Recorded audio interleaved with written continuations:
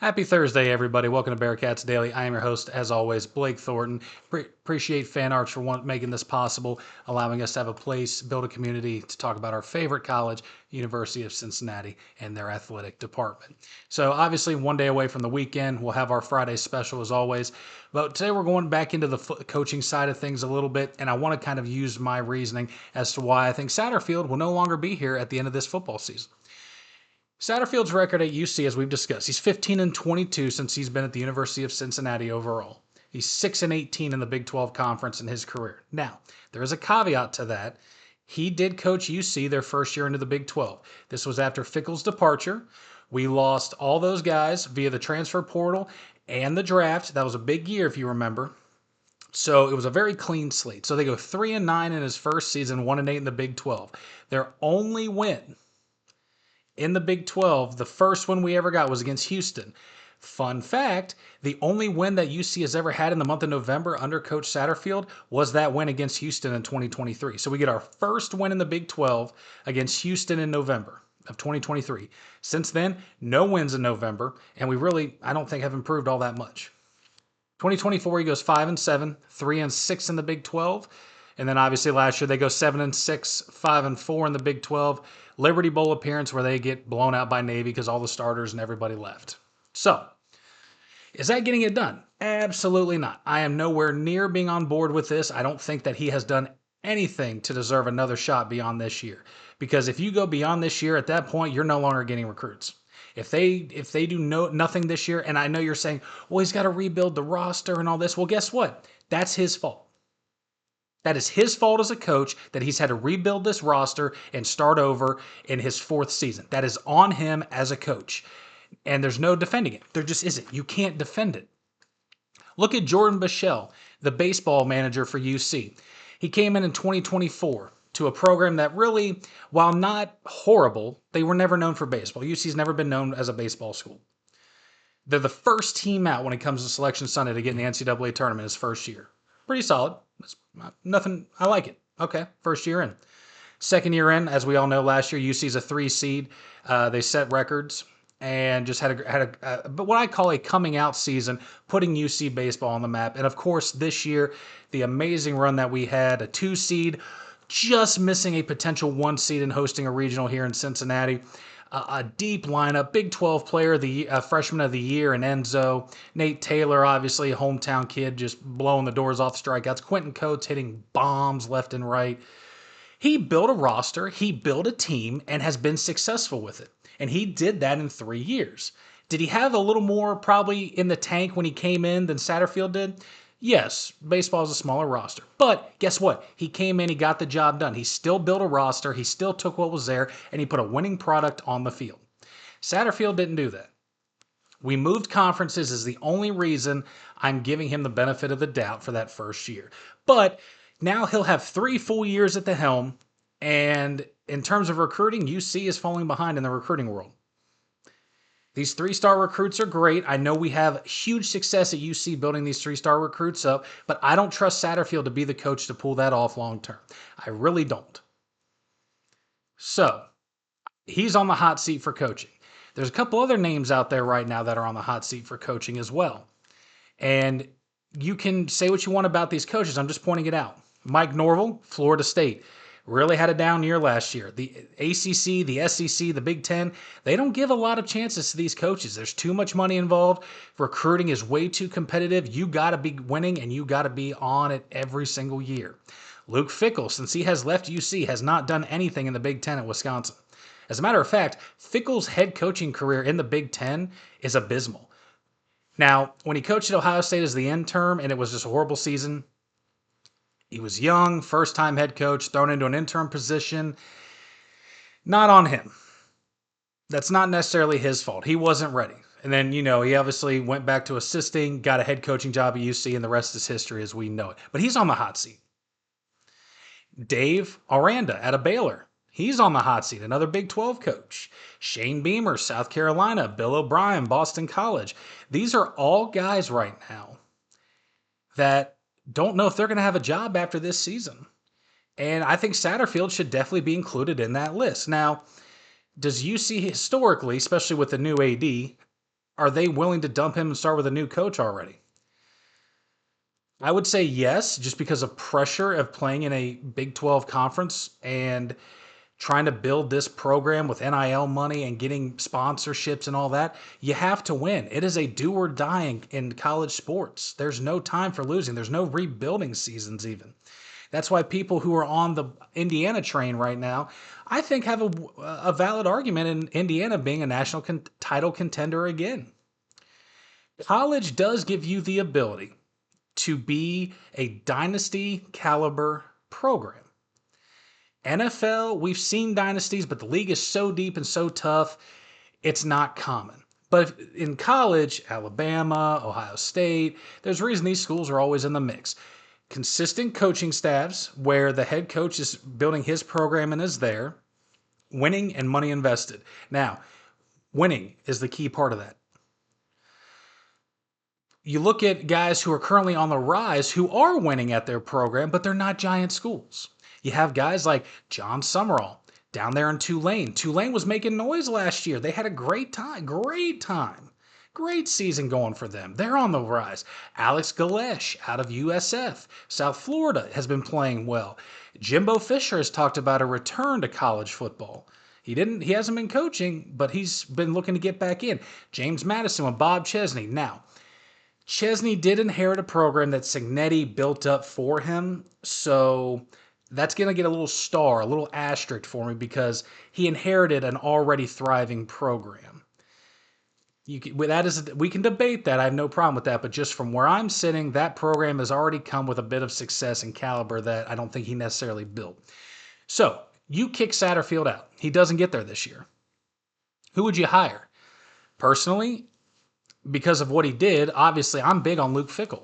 I like him. I like his coaching style. I like what he did here in Cincinnati. But X's are X's for a reason. You know what I mean? Going back and forth, not necessarily always going to work out. I'd like to have seen him continue here at UC when we moved into the Big 12 because obviously at the time being the American Conference, UC was a stepping stone job just like it had been in the past for Butch Jones and Brian Kelly. And it's kind of funny. Every coach that's ever left the University of Cincinnati after having historic success here, I would say has failed at their bigger jobs that they went after. Brian Kelly failed at Notre Dame. He didn't win a national championship. That's failure to me. If you leave our school to go to a major school, you should be going to win national championships. That's just a personal opinion. You can hate it, you can like it. I don't care. That's just the way I look at it. Fickell, when he left to go to Wisconsin, he wanted to go up and compete with the big boys to prove he can do it. I think he was on a redemption kick trying to get back at Ohio State for when his career there did not go well. And it has not gone well at Wisconsin. I'd be okay with Fickell coming back. He can't be any worse than Satterfield. I don't really like Bill O'Brien as an idea of coming in. Shane Beamer out of South Carolina I think would be an interesting pickup for UC. Now, obviously, these guys come with a lot of money you got to pay. But getting a good coach is a start to a great program. Satterfield did not have much history. I mean, I know he did well at Appalachian State, but I don't think he did anything at Louisville for UC to have hired him. So I'm looking around. Tulane, John Summerall, I think would be a great coach here in Cincinnati. Seeing what he does down there, Tulane plays great football. They're very fundamentally sound. They execute. They all do their jobs, and then they back each other up while they're performing their own duties every single play. I love their style of football, and it would bode well here in Cincinnati. Same way with Jimbo Fisher. Historically, he's been a good college football coach. Some would say great. The man has been to the biggest games. He has coached against the best coaches. That experience pays dividends. Now, would he come to Cincinnati? Probably not.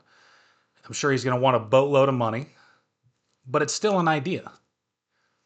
I really want to see a coach that'll come to Cincinnati, a Big 12 school that you can make national waves in. You can compete for a national championship now, especially if we expand to 24-team playoffs like they want to, or like the SEC wants a 16-team playoff.